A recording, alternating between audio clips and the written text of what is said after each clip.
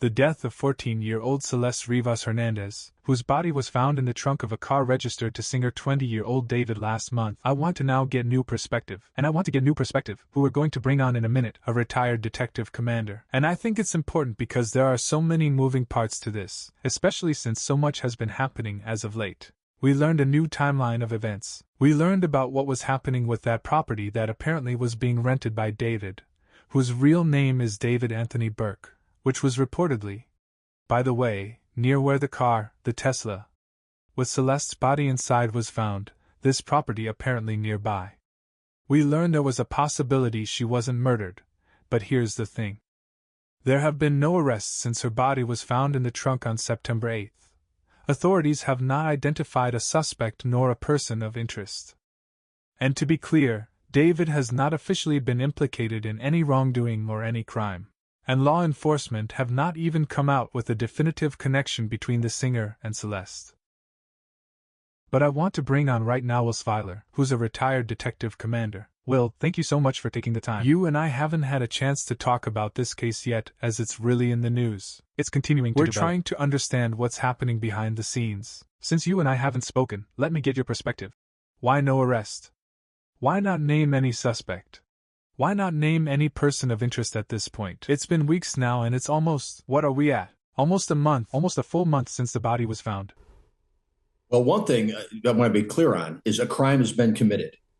Now, and the crime is minimum, we call it in Illinois, desecration of a corpse or improper handling of a dead body. The girl was put in the trunk of a car, dismembered. Somebody did that. That's a crime. Now, the events leading up to her death and her actual cause of death still has to be determined. And without that, you're not going to get a murder charge. Unless somebody says it's a murder, and that's the medical examiner, you're not going to get a murder charge.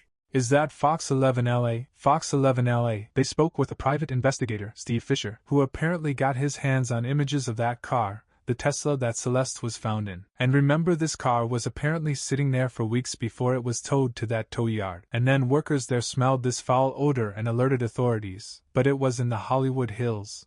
Now it could suggest she was in that trunk for that extended period of time too. We don't know how long she was in the trunk per se, but her body was decomposed. Anyway, so Fisher says, quote, the car almost looks like it's been off-road in the desert or something. The wheel wells are all beat up. There's a huge dent in the back. This could have been an overdose. They panicked and hid her body because they didn't want to expose the relationship between her and the minor. And by the way, she was found one day after she would have turned 15. With that in mind, you had mentioned that a crime has been committed. We're just not exactly sure how many crimes. That's absolutely true. And that's correct. Everything we talk about now as far as cause of death is speculation until we have some science to back it up. When you talk about a crime, we talk about the concealment, the dismemberment, the desecration of the corpse. We also talk about a situation where if they can prove that there's some sort of relationship between a 14-year-old and a 20-year-old, that's a problem for him. Yeah, the age of consent in Illinois is 17. You can't give consent at 14 to be with an adult. There's another crime. That's like the backside of that is another crime. If the LAPD can come up with definitive proof that he was in fact involved in a relationship, he has another problem. What can we expect from that testing? How accurate is it going to be? And I guess the most important question of all is, when do those tests come back and when are they made public? Well, I don't know when they're going to make it public out there, but I know it takes about 6 weeks sometimes, 6 to 8 weeks for us to get toxicology back on a post.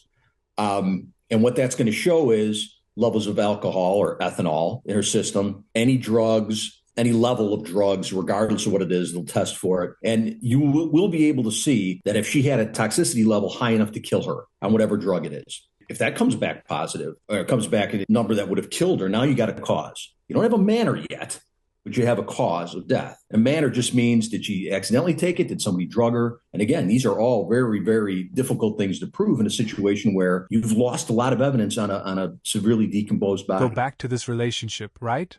Or what the relationship is. As I've been clear, police have not definitively established what that connection is between David and Celeste. There has been a lot of speculation, though, that they were involved in some sort of romantic or sexual relationship. TMZ reported that they had sources who came to them that people around David believed that she was 19 years old, that there was some sort of relationship going on. They were apparently photographed together at one point after her body was found in early September. People online discovered that there was this allegedly unfinished track of David's, which may have included the name Celeste in its file name.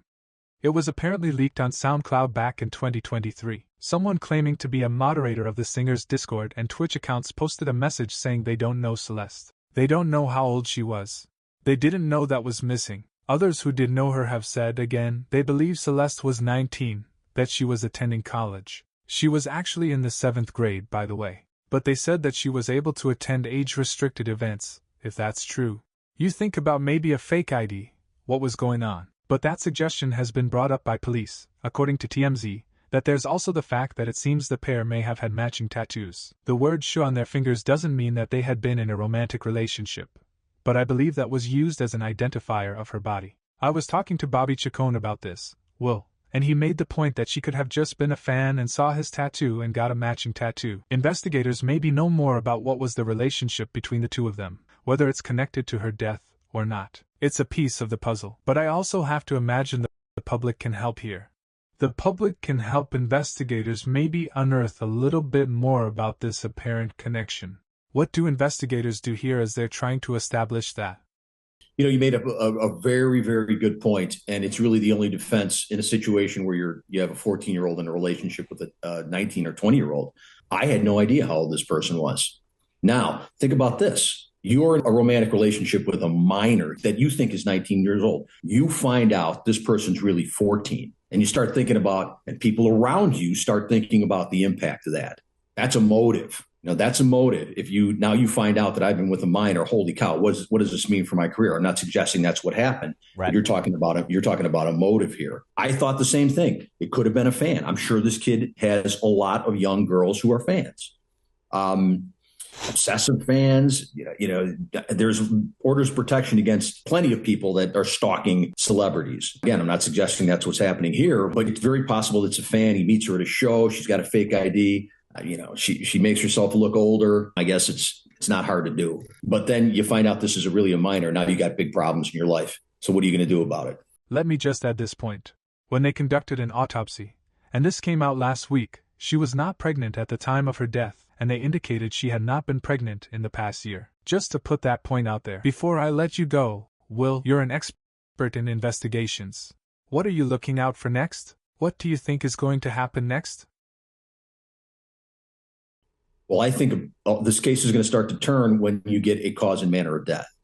Again, you have no prosecutable case into her death until you have a cause and manner. And that cause and manner comes back as whatever it comes back as: drug overdose, accidental, manual strangulation, homicide. You have to have a cause and manner before the investigation moves further. Now, you have plenty of time to make a case. If it turns out this poor girl dies of a drug overdose and it appears to be accidental, that doesn't mean there's going to be no charges in this case. I anticipate that there'll be charges in this case, one way or the other. But as an investigator right now, you've got a bunch of theories, you've got a bunch of reports and handwritten notes, and you're analyzing video, you're doing your interviews, you're working this as it is a murder. You're doing everything you would do in any murder investigation. And if it doesn't turn out that it's a murder, your investigation is still the same. So as an investigator, nothing really changes, but the big change is going to be, and the big break is going to be, the cause and manner of death.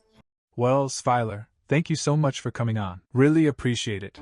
My pleasure. And that is all we have for you right now here on Sidebar. Everybody, thank you so much for joining us. And as always, please subscribe on YouTube, Apple Podcasts, Spotify, wherever you should get your podcasts. You can follow me on X or Instagram. I'm Jesse Weber. I'll see you next time.